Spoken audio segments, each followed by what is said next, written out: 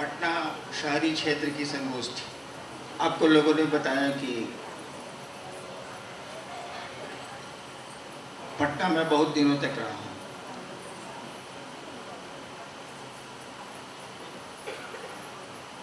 करीब करीब 18 साल। बीच में 2.5 साल के लिए झारखंड सरकार में आ गया था, नहीं तो पूरे के पूरे 20 साल। 88 में गया था, 2008 में छोड़ा।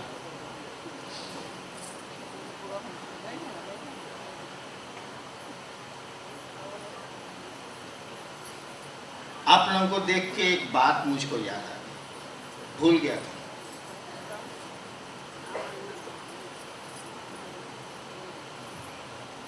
उन्नीस सौ 88 में 1988 में मेरी बदली, उसके पहले ही हो गई थी, मेरी बदली मधेपुरा जिला से पटना जिला में हो गई। सरकार ने कर दिया 6 साल के बाद। मैं 6 साल मधेपुरा में रहा।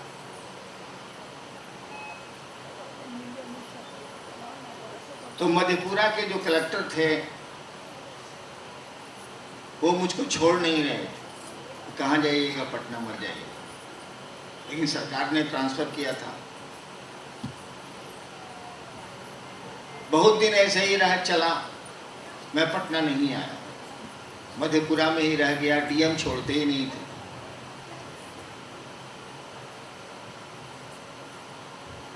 आज ही जाके सरकार ने एक वायरलेस भेजा मधेपुरा कलेक्टर को कि हरिनारायण जी पटना आए, नहीं तो उनको हम लोग सस्पेंड कर दें। मैं आ नहीं, डीएम छोड़ नहीं रहे थे। डीएम ने मुझको बुला के कहा कि अब आपको जाना चाहिए, देखिए सरकार तो बहुत बिगड़ गई है कि आप क्यों नहीं जा रहे। हम कहा हम तो जा ही रहे हैं, आप छोड़िएगा तब ना हम जाए। खैर, मेरे मकान मालिक थे मदन बाबू, वकील, अभी मधेपुरा का 6 वकील। उन्होंने कहा कि सर हम जा रहे हैं पटना। बाबूजी, मेरे फादर उस समय पटना में थे।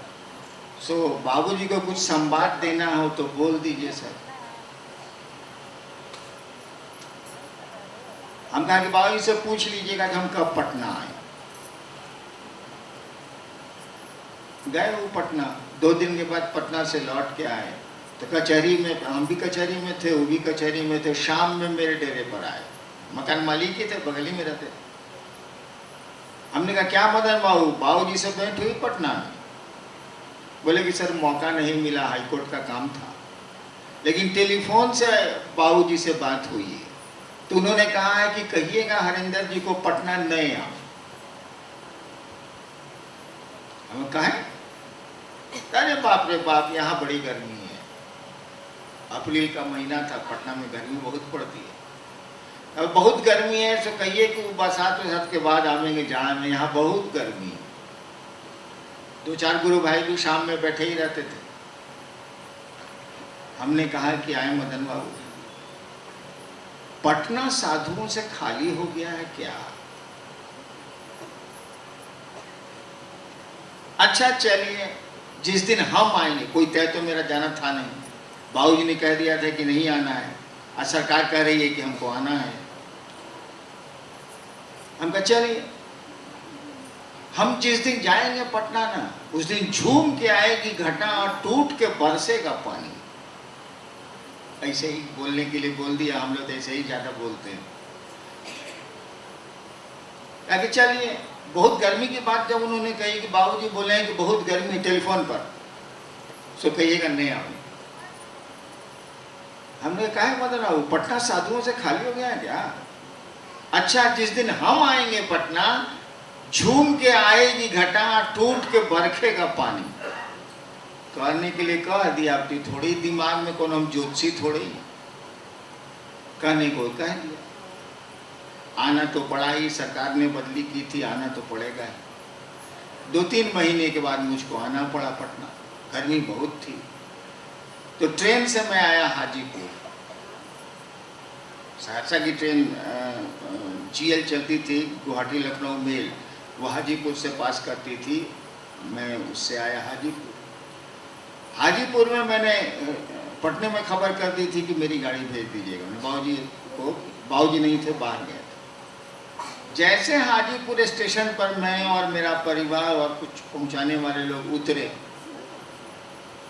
और सामान 2-3 दिन पहले हम ट्रक से भेज दिया था पटना, और मधेपुरा के गुरु भाई जो आज भी हैं, विजेंद्र यादव और जयकृष्ण यादव, ये लोग ट्रक पर आए थे मेरा सामान लेके, पहले ही चल दिए थे। जैसे ही मैं हाजीपुर स्टेशन में शाम का वक्त था उतरा, टप टप पानी बरसना शुरू हुआ। दौड़ के हम लोग गाड़ी में घुसे किसी तरह से हाजीपुर स्टेशन। हाजीपुर स्टेशन से जैसे गाड़ी से निकले, इतनी बारिश इतनी बारिश इतनी बारिश कि ड्राइवर ने कहा कि हम गाड़ी नहीं चला। दिखता ही नहीं था, खाली पानी पानी। हमने कहा तुम उतरो, और उसी गाड़ी में उस पानी बहुत तेज था, उसी गाड़ी में उसको इधर किया, हम भीतरे भीतर उसके सीट पर आए और गाड़ी को अपने से लेके चले। 3 घंटा लगा मुझको, सड़क पर तो कोई आदमी था नहीं, खाली पानी था। 3 घंटा मुझको लगा पटना बाबूजी के डेरे पर आने। जैसे आया मैं डेरे पे, बारिश वैसे ही हो रही थी। तो विजेंद्र यादव और जयकृष्ण यादव और 2-3 आदमी जो ट्रक से आए थे, वो लोग बरामदा में बैठ के कांप रहे थे। अप्रैल या मई का महीना। हम कह रहे तुम लोग यहाँ भीग आ रहा है, तो भीतर भीतर भीतर जाओ। कहा कि सर भीतरों तो झटास। आपको देखो नहीं यार, तो ट्रक का सब सामान भीग गया होगा, तुम लोग भी भीग गए।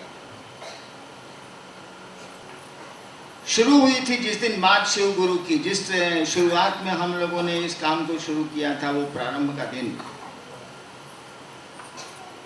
उन्हीं दिनों ये दरोगा बने थे, और पूरे सीने में वो एक बोर्ड था कि शिव को गुरु मान के व्यक्ति के लौकी कौन सी प्रयोजन स्वयं सिद्ध होते हैं, जो हम लोग बनाए थे उस समय। पूरे पटना में ही बोर्ड लगा के घूम गए थे शिव गुरु की बात लेके। हालांकि उस समय शिव से पटने में कहाँ थे, 2-3-4 मुश्किल से थे। इसीलिए बेचारे को दर्द बहुत है पटने के लिए। पटने में काम करने में बड़ी परेशानी हुई है लोगों को, इसीलिए उनको भाषण बड़ा गर्म जोशी का था, मैं सुन रहा था। ज़रूरत अब इसकी नहीं, अब ज़रूरत है हमको आपको काम करनी। और बरखा अभी बोल रही थी कि क्या छोटी छोटी बातों पे ध्यान दे। जो गुरु ने हमको आपको कहा, जो गुरु का आदेश है कि दूसरों को शिव से जोड़ना है, और अभी पूरा का पूरा काम बाकी है। बिहार में थोड़ा बहुत तो काम हुआ है, उत्तर प्रदेश के पूर्वांचल में काम चल रहा, चल तो सब जगह रहा, लेकिन अभी बहुत काम बाकी है। और छोटी छोटी बातों पर अगर हम आप ध्यान देंगे तो इतना बड़ा काम होगा कैसे। और भूलते क्यों हैं आपके मौसम बदलते हैं। अरे कभी गर्म हवा चलती है, कभी ठंडी हवा चलती है, कभी बारिश का मौसम आता है।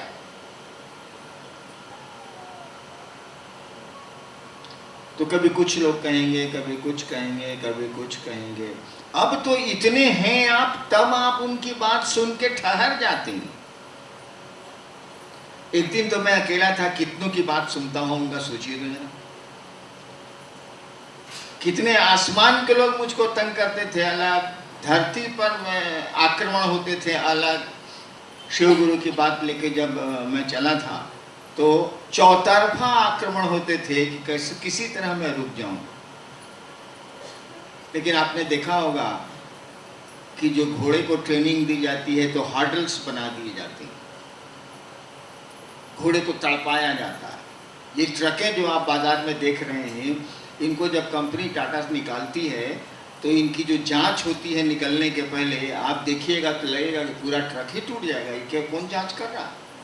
इतना हड़ाक हड़ाक पटकता है उसका जो मैदान है जिसमें जांचा जाता है ट्रकों को, लगेगा कि सभी चक्का फेंका जाएगा इसको। तब बाजार में ट्रकें आती, तो परेशानियां, मुसीबतें, ये सब तो आती रहेंगी, यही आपको मजबूत बनाती है।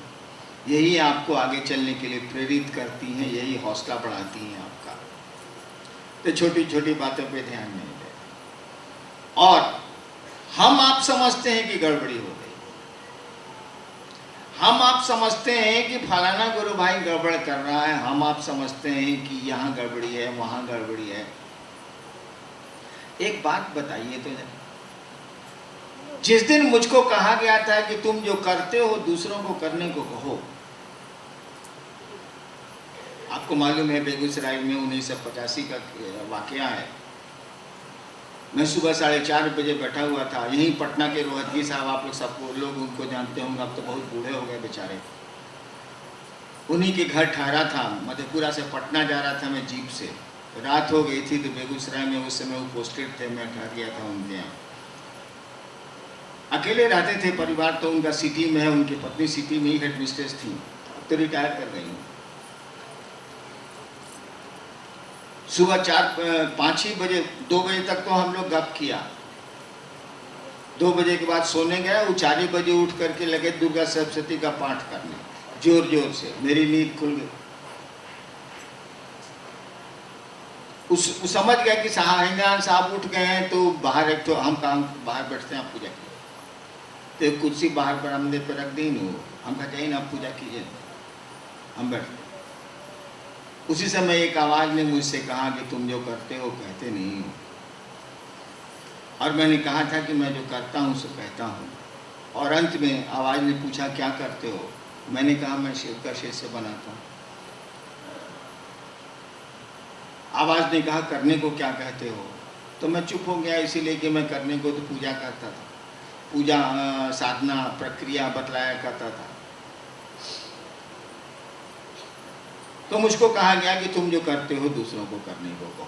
जिसने मुझको ये कहा कि तुम जो करते हो दूसरों को करने को कहो, हम भी समझते थे कि इसमें बाधाएं होंगी।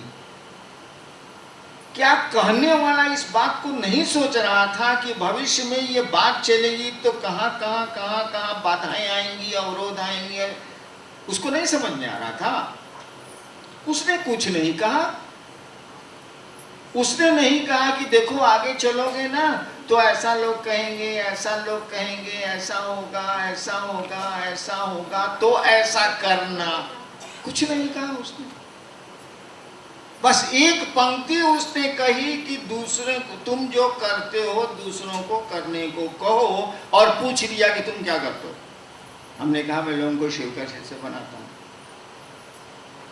यानी दूसरों को कहो कि वो दूसरों को भी शिव का शिष्य बनाए, अर्थ यही हुआ।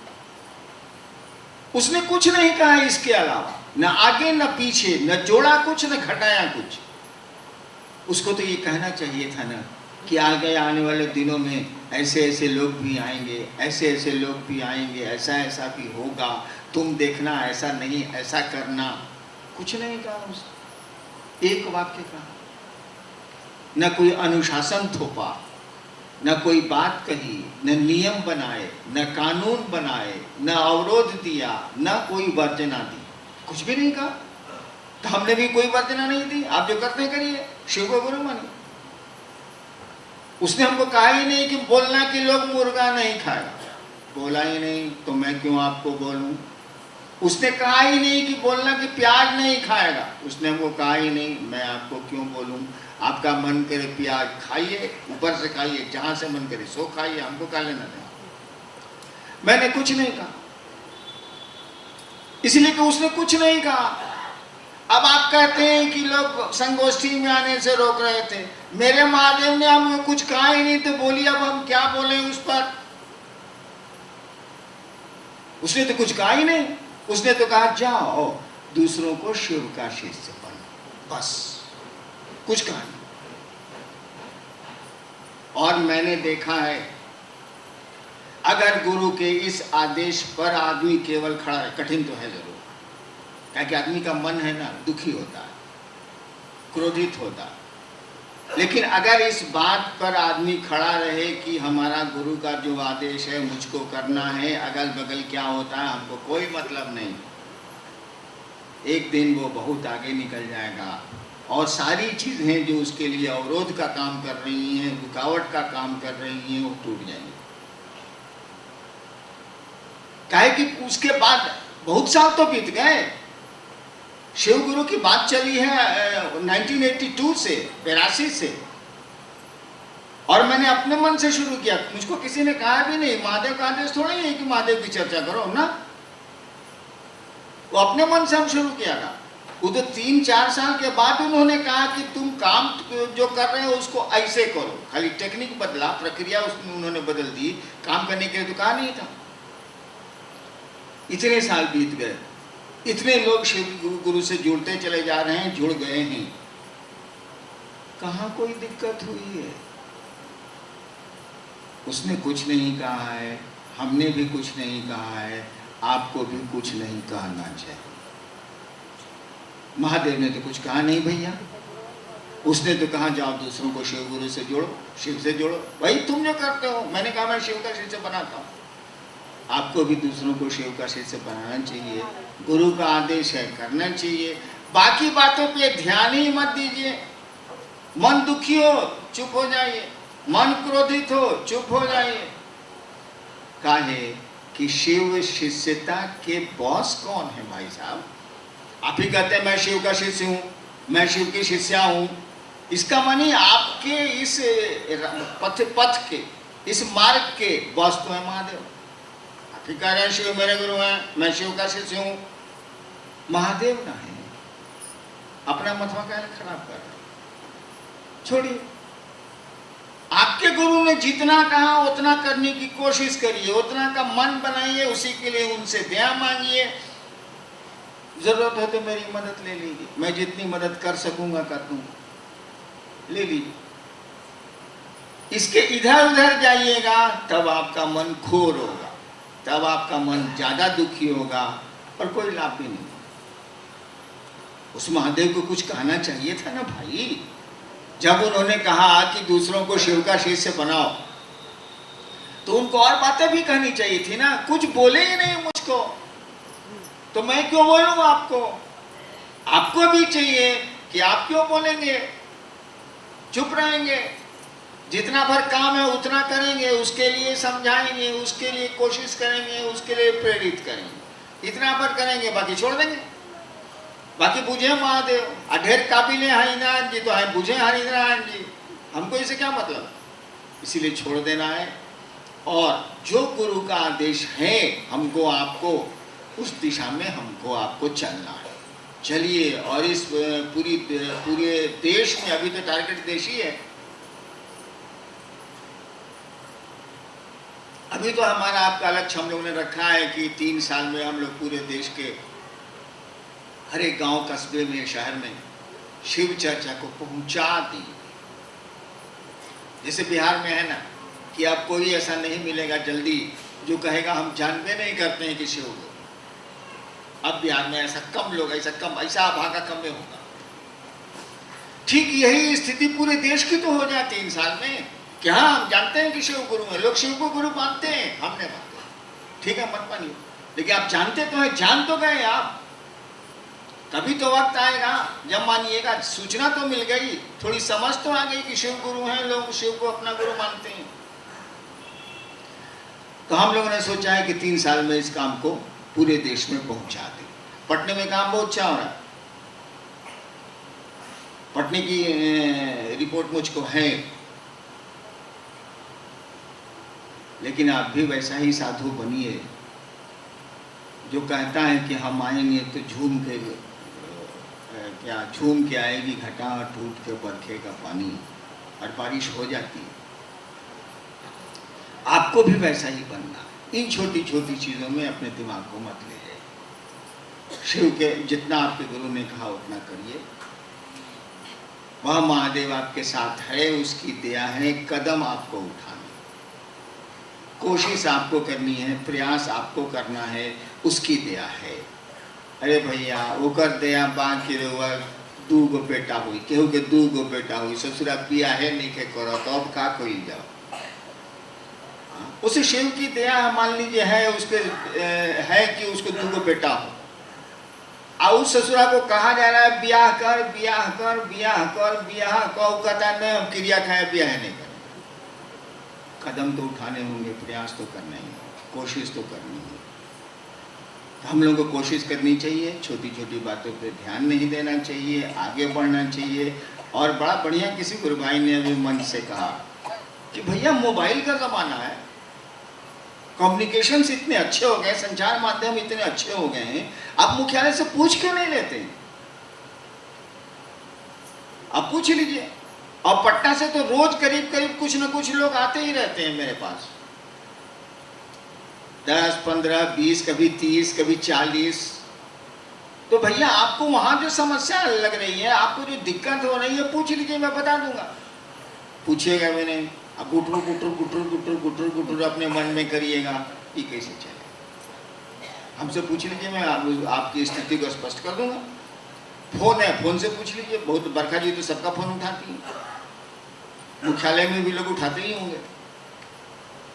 फोन से पूछ लीजिए, हमसे मिल लीजिए, मैं तो सबसे मिलता हूँ। हाँ, ढेर कबिलाट लोग होता है तो थोड़ा भड़कते हैं हम, लेकिन सीधे साधे लोगों से तो मैं मिलता हूँ। मेरा गुरु ही बहुत सीधा, बेचारे के पास तो कपड़ा भी नहीं, फोटो देखिए तो लगेगा कि शायद हम कंगाले हैं, सही में कंगाले, उसके पास तो कुछ है नहीं। तो चलिए हम लोग महादेव का काम बढ़ाएंगे, बढ़िया से करेंगे, और गुरु का जो आदेश है उस पर चलेंगे। कौन क्या कहता है इस पर ध्यान मत दीजिए, आप मन घोर हो जाएगा आपका, इससे क्या लेना देना है आपको। आगे बढ़ते चलिए, वह शिव आपको बहुत ऊपर ले जाएगा, बहुत ऊपर ले जाएगा। चलते चलिए, इन बातों पर, छोटी छोटी बातों पर जब आप ध्यान दीजिएगा तो आपके चाल आपकी कमज़ोर पड़ जाएगी, चाल धीमी पड़ जाएगी, क्या लाभ। चलिए आगे बढ़ते हैं, हम शिव की ओर हम लोग सब मिल के चलते हैं। उस महादेव से प्रार्थना करते हैं कि आप खूब सुंदर चलिए, खूब सुंदर चलिए। मेरी 18 साल की मेहनत को आप बेकार नहीं करेंगे। इस आशा और इसी उम्मीद के साथ आप सबों को मेरा प्रणाम।